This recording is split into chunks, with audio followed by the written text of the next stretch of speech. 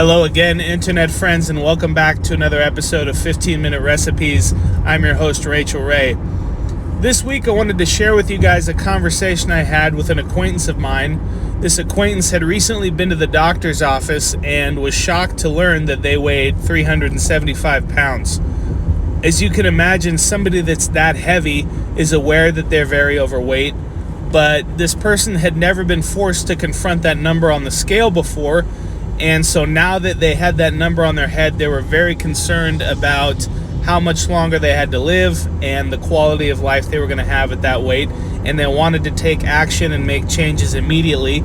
And so we were talking about some strategies that they could use to start exercising, change up their diet in order for them to lose weight as quickly as possible, but as sustainably as possible. But only a couple minutes into the conversation, it became pretty clear to me that this person was a little bit confused and a little bit frustrated about where exactly they should start on this weight loss journey, because they had gone on social media and tried to glean some workout tips and some dieting techniques that they could use, and they had basically emerged from the Instagram rabbit hole very confused and not sure where to start. Am I fat because of what I'm eating? Calories in, calories out? Is it my hormones? Should I go on carnivore? They really weren't sure what to do. And so instead of going through every single pro and con of all the diet and training strategies online, I simply tried to get them to revert back to their common sense a little bit more and stop worrying so much about what experts say and what science says. And so I asked them, what do you think is something that you could do this week to help you start to lose weight? Don't worry about all the stuff that you've seen and what's optimal and what's not. Just what makes sense to you right now. And they thought about it for a second and they said, well, I eat out pretty much every single day. I'm either at a drive-through window or I'm ordering pizza or takeout or whatever, pretty much every single day of the week. I think if I cooked at home, that would probably help me lose weight. And I said, great. Excellent. Write that down. That's going to be the first thing that we do. We're going to try and start cooking at home multiple times a week, if not every single day. We're not going to outsource our eating anymore. That's a great idea. And we didn't even go into the why that was a great idea. We just said, yes, great idea. Let's go with that. And then we talked a little bit about exercise. This person saw a bunch of different stuff regarding should they weight train, should they do cold plunges and saunas because that's supposedly going to shock the body into fat loss and all this crazy stuff. And so again, I tried to bring it back and say, what do you think is something that you could do this week as far as exercise to start getting you on the path to weight loss? And they thought about it for a second and they eventually said, well, I have a dog that I need to take on walks a little bit more. Maybe going for a short walk every day would help.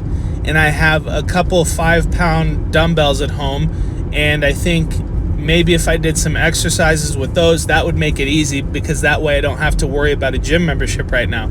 And I said, great, do that. Let's do that right now.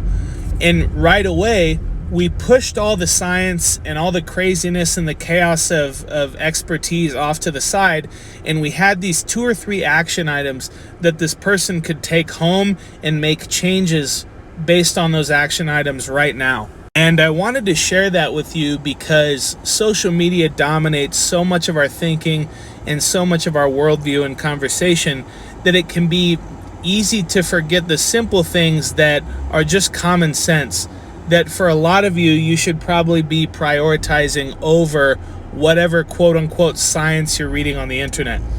That's not to say that you shouldn't read the science or you shouldn't follow experts or try and take different things from different gurus and coaches that you like, but a lot of times we get so wrapped up in whatever we think the science is that we forget to go back to the simple common sense strategies that probably make up 70 to 80% of what is going to lead us to achieving our goals. And so we want to create some type of balance between whatever the science says and whatever the experts say and our own anecdotal experience. And this has become a lot harder to do because the term science has been politicized and everything's a political debate now.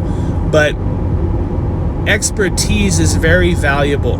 When somebody spends an entire career trying to understand one subject with great depth, that's very valuable to us as laymen who have jobs and families and lives, and we want to be knowledgeable about a certain subject and implement that knowledge into our training and into our diet, but we don't have the time to be experts about what happens when a carbohydrate goes into your body and what happens when you lift weights to muscle tissue and things like that. So we want to balance out what the experts are saying. We want to take their expertise and use it to our good, but we also want to balance it out with our own common sense. This becomes even more important when we consider the fact that the majority of the science that we are ingesting comes to us through this very thick filter of social media. And everybody's a scientist now, everybody's an expert, and you can get 5, 10, 20 quote-unquote experts on a specific subject, something relatively simple like carbohydrates, and you can ask 5 to 10 different experts about carbohydrates and what they do, and if you're just wandering through the wilderness of social media, you can get 10 completely different answers about carbohydrates. Are they good for you? Should I be eating them? Are they going to cause weight gain, weight loss, that type of thing? And a lot of stuff we see on social media, most of it, I would probably say, is not actual science. They're taking the abstract conclusion from a research paper and maybe they're just running with it. Maybe somebody cherry-picked something that they saw in a study or from something they heard somewhere, and now they're just kind of saying, well, this is the science, this is what the evidence is saying. Case in point, I saw a video a couple of days ago where a guy who supposedly has all this experience and all this education on the topic of nutrition saying that apples were toxic and we have to stop eating apples. Now, I don't know about you guys, but that doesn't make a lot of sense to me. And so we need to be able to use common sense as a tool to help us sift through a lot of things that we see online, because even though it says evidence-based and it says that this is data-backed, that's not necessarily the case. And you can see that when these experts agree and they'll go on disagreeing about different data points and stuff like that. And so when you see a statement online like, you're not fat because of what you eat, you're fat because of your hormones, you say, well, maybe hormones could possibly play a part. That kind of makes sense to me. But also, it doesn't make a lot of sense to say that eating has nothing to do with it. And you can kind of, if you just take a step back, you can kind of start to sift through that by saying, yeah, hormones are maybe a factor, but also if I'm eating whole bags of Doritos, that's probably also not helping. And so we don't have to subject ourselves to a lot of the stuff we see on social media. We can just take what we think is useful, apply it to our own circumstance, and then kind of move forward from there. And so somebody can say something like, carbohydrates are bad for you and they're going to make you sick and cause cancer and all this crazy stuff. And you can say, well, literally everybody I know, including myself, has basically eaten bread their whole life.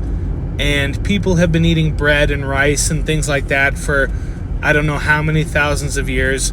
So I don't necessarily know if I'm going to drop dead tomorrow if I eat a carbohydrate. But also, maybe getting my carbohydrates from the McDonald's drive-thru window in the form of French fries and a hamburger bun, maybe that's not the best carbohydrate for me to ingest. Maybe I should lean into something that's a little bit more natural, a little bit closer to the ground, and not saturated in all types of crazy chemicals that I don't know what they are. You know, maybe rice is not so bad. Maybe the potato isn't so bad. And so you can find that middle ground. And ultimately, the most important thing is that you try and make some type of reasonable decision based on whatever information you're seeing and your own common sense. And then you start to act on it. You move forward with it, whether it's diet, training, it doesn't matter. You have to act and you have to be consistent with your action. And ultimately, that's going to allow you to course correct so that if you were doing something wrong, you can say, you know what? I tried that for 6 months to a year. It didn't work out for me, so now I'm going to try something else. And I think if you guys can remember that when you're sifting through all the information that we see on social media, then that's going to help you out quite a bit, whether you're trying to lose weight, trying to get stronger, whatever it is.